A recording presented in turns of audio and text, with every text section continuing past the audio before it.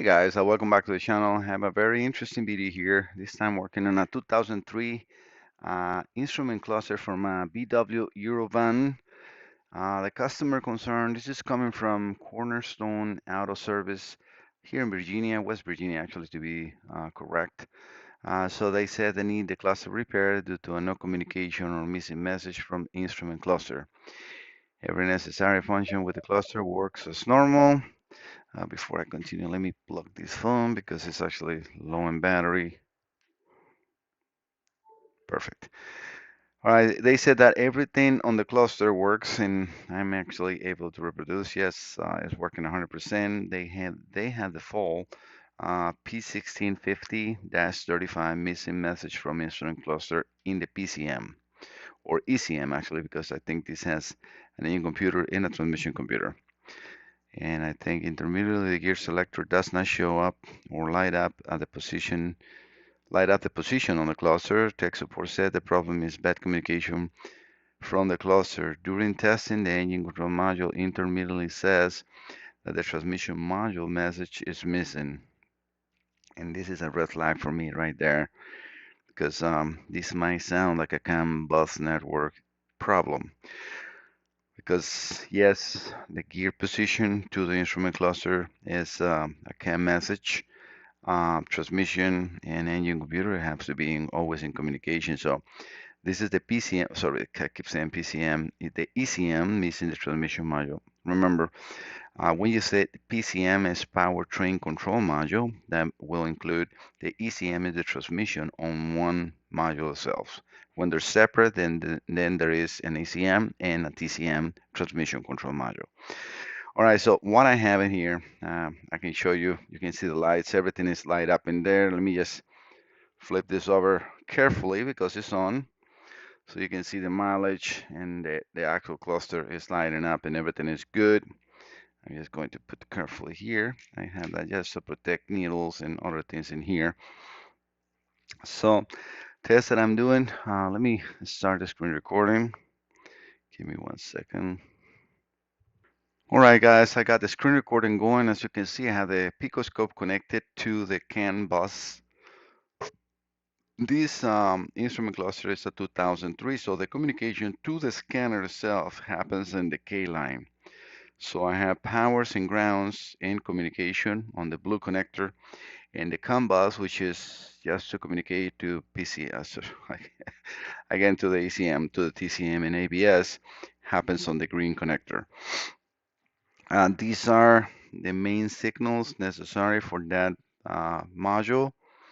Let me take you over to the information that I have gathered for these tests. Let me just first show you how these look at the beginning. I always take a picture of the front, of the back. For my records, this just to confirm the VIN number is correct. Is the original part. That's the back without, one of the panels. That's what we're seeing in here. These are the gauges, so I can see the position of the gauges. These gauges are solid, so it will reach to that position, the position 0 and 0. So it's very easy to reset, let's say. That is the front, and then that's what the plastics remove. So I can get access to anything that I need to check in here in case I need to resolder these connectors or here. And sometimes, again, manufacturers, they just put the transceiver, let's say, in the back. I'm not sure yet because I haven't really put much attention to the board. I'm doing tests, so I'm in the preliminary tests for this, and I want to share all this with you. As far as information, I'm using ProDemand and all and Identifix. Um, yes, look for that connectors. So the 32, if you will see, well, you will see on the diagram, it talks about a 32 and a 32A. I put it right here. 32A is the green connector, and the D32 is just the blue one. So this is from ProDemand. Let me just click on the other one as well. And this is pretty much what we need. I mean, you can see the wire diagram, or we can see the wire diagram later, but everything is right here on this page, and it's pretty simple.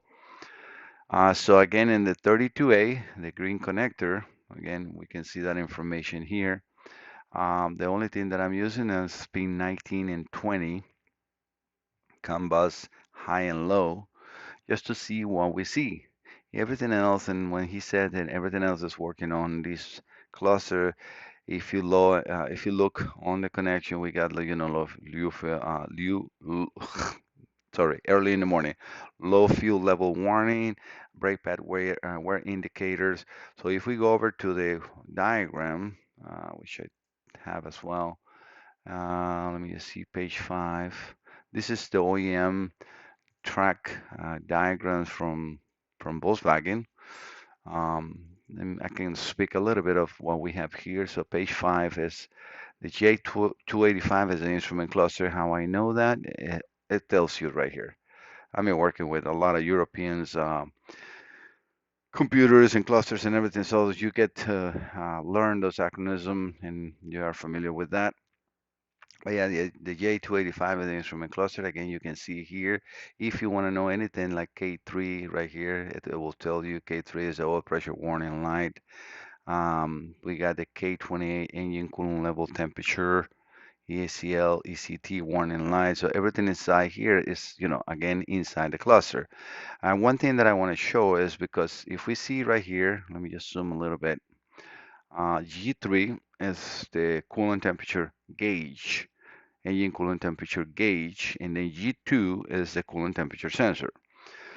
If we follow that line, that is a direct message to the cluster. So G2 goes over to this uh, connector, right? And then goes down into this wire T32 pin 8 for the instrument cluster. So that's why a lot of the messages, a lot of the functions on the instrument cluster might be working good is because they're direct messages to the cluster. Although having only a code on the ECM missing a instrument cluster and also missing the transmission, why is the transmission not complaining about missing the instrument cluster? Why is the ABS not complaining about missing the instrument cluster? So those are little warnings or red flags that through my diagnosis I take in consideration. All right, but so this is the connections I now have, as you will see here, the Picoscope connected, and I'm decoding the data. And as you can see, all the data is valid. Why is all that valid? I am using right now without really going into the instrument cluster, just the scanner connected also to the CAN bus. So this wire right here will connect my scanner, which again goes through this universal test platform, and then connect it to the BCI. So even though the cluster and the instrument, sorry, in the scanner, they're not talking, they're saying, I am here. Yes, I see you're there. I'm here. I see you're there. That's all the messages that we see there. And that's a valid test. So when you're checking CAN bus, especially when you have problems, let's say, missing um, messages, you want to start by doing a test on like this, like the one I'm having on the screen. Let me completely start everything I have here. So I'm going to erase, cancel this. Let me erase this. Yes, and then we're going to deselect this so you understand what I'm doing on the screen. I just deselected the views so I don't have both channels there. So all I have is two channels, A and B, for CAN high and CAN low. And I am using 500 microseconds per division. Again, each division is this line is going down. You can change that. This is a very capable oscilloscope compared to Pico Automotive. This can go up to, as you can see, 1.25 gigasamples and even more than that. I can actually no, that's I think top when you have two channels. If I go into one channel, I can go higher than that. But that I mean that's plenty. All right, so when you have this, the first thing you want to do is create a match channel. So you want to do A minus B, and this will give you what the computers are seeing as far as communication. Because this is kind of high, kind of low, but remember that's a redundant signal that is created. So if something happened with the kind of high or the kind of low, you still get communication. I am using, in this case, 120 ohm resistor with my decay box right here connected to the CAN bus. Again, just to explain everything that I have connected and we're using in here. Um, Things that I know immediately, well, sorry, let me just go in order. We go and then start a serial decoding. You can either use the A minus B or just A. It will give you the same result. So let's use A. Just leave everything. Pretty much Pico is doing a very good job as far as reading the baud rate of this communication. It's a CAN network, so this is pretty much what is used for. And then it has services and the threshold. Just leave it as it is, and then just click next. And you can use just hex. I usually use hex for decoding, and that's it, right? So as you can see right now, we are getting communication. So you can set up the trigger on the CAN high, so you can keep that um, from walking on the screen. A little, it's sometimes a little hard to do, but yes, you can see that yes, we are getting messages again here. Look for that red arrow. I'm trying to move it around so you can see that everything is looking blue, valid, valid, valid. Everything is valid. If I stop this, I'm going to select here this channel. I'm going to increase the scale to 4 times so we can see more of detail onto what I want to show. And also, since we don't need other channels, I mean, just there to produce the network, right? So we already got the purple channel, which is the A minus B, and that's enough for our testing. Make sure that you put a filter. I will recommend at least 2 megahertz. That will not remove any of the hash or I mean, remove some of the hash, but not the information. And then what are you looking for? And the reason this is valid is this. If I put this cursor here, we may immediately notice at the end the acknowledgement bit. This has to be here in order for a CAN bus to be good. When there is no acknowledgement bit, the message is there, but it will be invalid because nobody has responded. And this is the things that I'm going to show.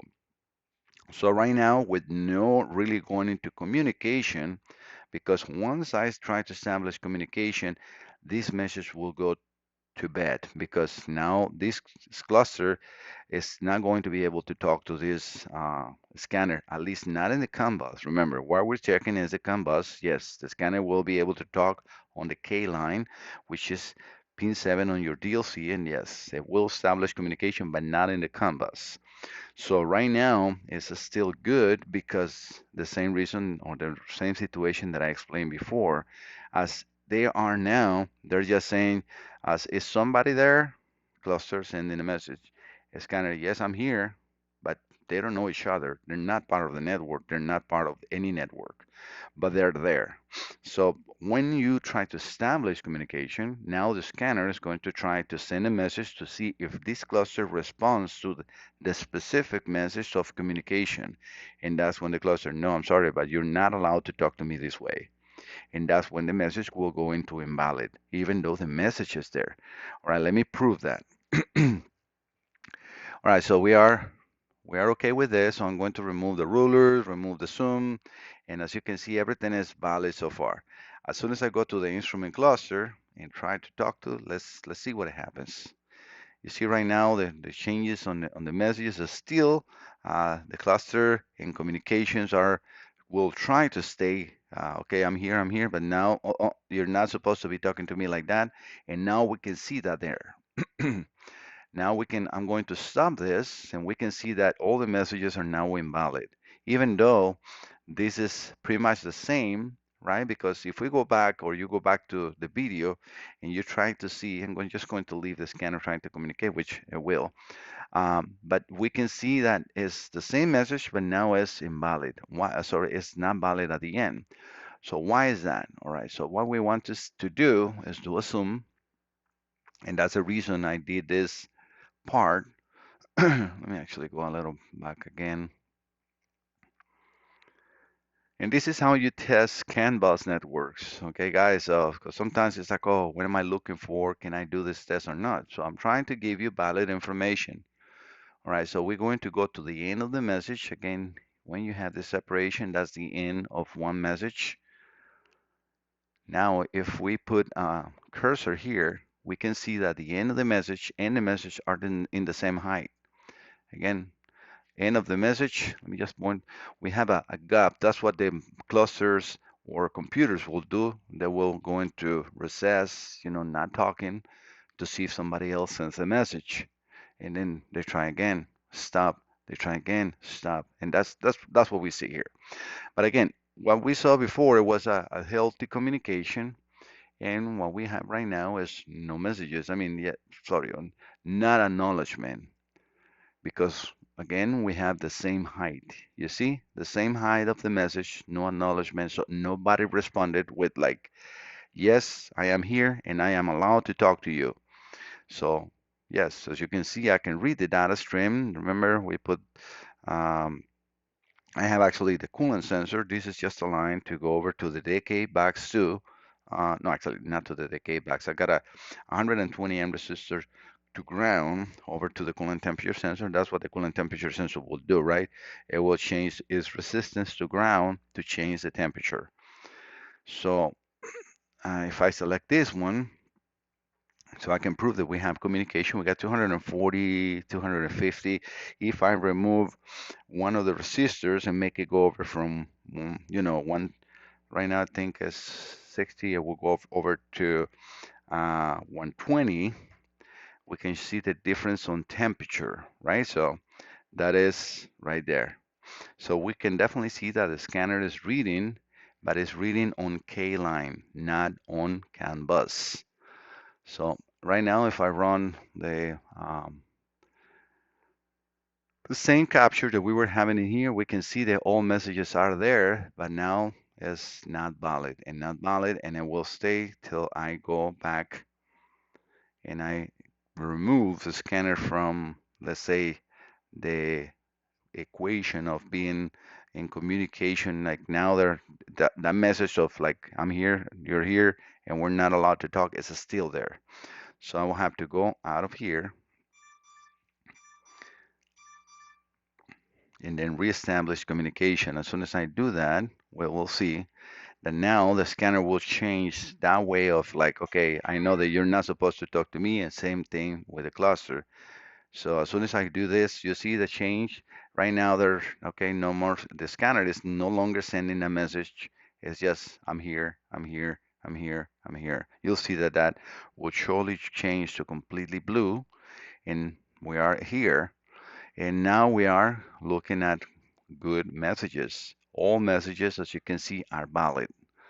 If I go back again to that acknowledgement bit, if I stop this again, I'm sorry if I'm, repetitive, but this is how you learn. You don't just watch it one time and, oh yeah, I'm an expert. No, you want to revisit and revisit and revisit. So if we put this right here, we can see the difference. So it goes from, I can put the rollers to see. So from 219 to 2.28, so 10 millivolts, that's the acknowledgement bit height on this cluster.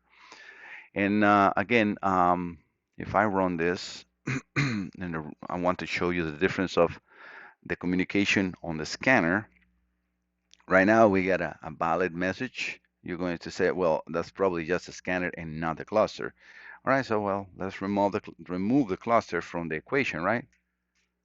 I'm just going to disconnect the CAN bus, and look what happened. There is nothing in there.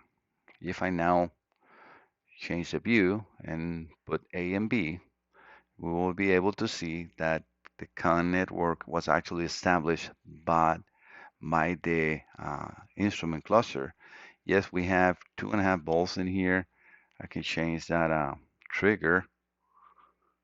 Where's my channels? Right there. And we're here, but there is no messages going on. The reason that is happening is because we're now in a standby mode. You see what I mean? So all the messages that we saw before there, and I can put that back in here. So let me just carefully put that where it goes because I don't have my glasses. So 17, 18, 19, and do the same thing with can high. Sorry, can low.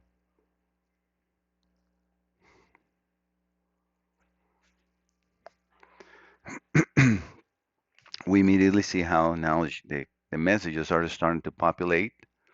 I can take this zoom out,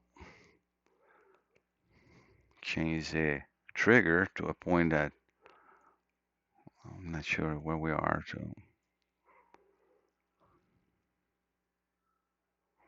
we can see messages and messages are starting to populate, right? So as I told you before. So the cluster is sending a message, somebody responded, and now the cluster is in like waiting for the command. I'm here. I'm waiting for the command. So if I now do the opposite thing, we can remove the scanner from the equation, right? Now the scanner is not connected, but look what happens because you see what I mean? Now the messages are now invalid. You see? Completely invalid messages just by removing the scanner. So this instrument cluster is a slave module and needs a master to be on. Otherwise, communication will not be established. I know this is getting a little too long, but I need to prove this for the customer and also to show you guys how you will know which one is talking and which one is not talking. You're going to have to do some sort of a test like this and where you put a wire that you can disconnect and remove the vehicle from that connector. And then yes, you can do the test. Is the cluster talking? Is the other one talking? Yes, you can do these same exact tests. You can have these wires in here and then your oscilloscope connected, vehicle on one side, and the instrument cluster on the other side, and just leave the. If you leave this one plugged in, you can even have everything that I have set up. Yes, it will probably set up false because if we see on that connector we have a level and some other things, but realistically you can erase the faults. That's not a problem. You're doing a test. So leave this plug connected and just unplug that one and put then a jumper in between the CAN bus line. That's all you want to check. And this is for the technician on Cornerstone out of service. You can do this test by doing the same thing, and then I will need to get more result because so far I can definitely see that yes, we are missing messages, but I don't have the complete vehicle here. I think the CAN bus is definitely responding to what it's supposed to be doing. So let me plug this back in. I will need both of my hands, so I'll be right back. All right, I just connected that, and you can see that now, immediately I said after I do that, the messages are starting to populate. You see what's no messages, no messages, no messages, and now we are getting blue, blue, blue, blue, blue. As soon as the cluster has somebody to at least share a message of like, is somebody there? Yes, then it's a response. And we saw that it's not really activity on the scanner, but the scanner is in a standby right now. It's not in communication mode. It's just like waiting for a command. So if anyone, and I mean like in this case, even a slave module sends a message, is somebody there? Yes, the response will be, yep, I'm here. And that is communication in between them. So again, this is just part one testing. I'm going to try to locate the transceiver and we'll probably put pictures or post pictures of where the transceiver is located on this instrument cluster. And if I have it, I will replace it just to see for the sake of tests because I'm a data analytic person. I love to gather information, to share information. There is some people that might think that I'm not sharing much information. I do.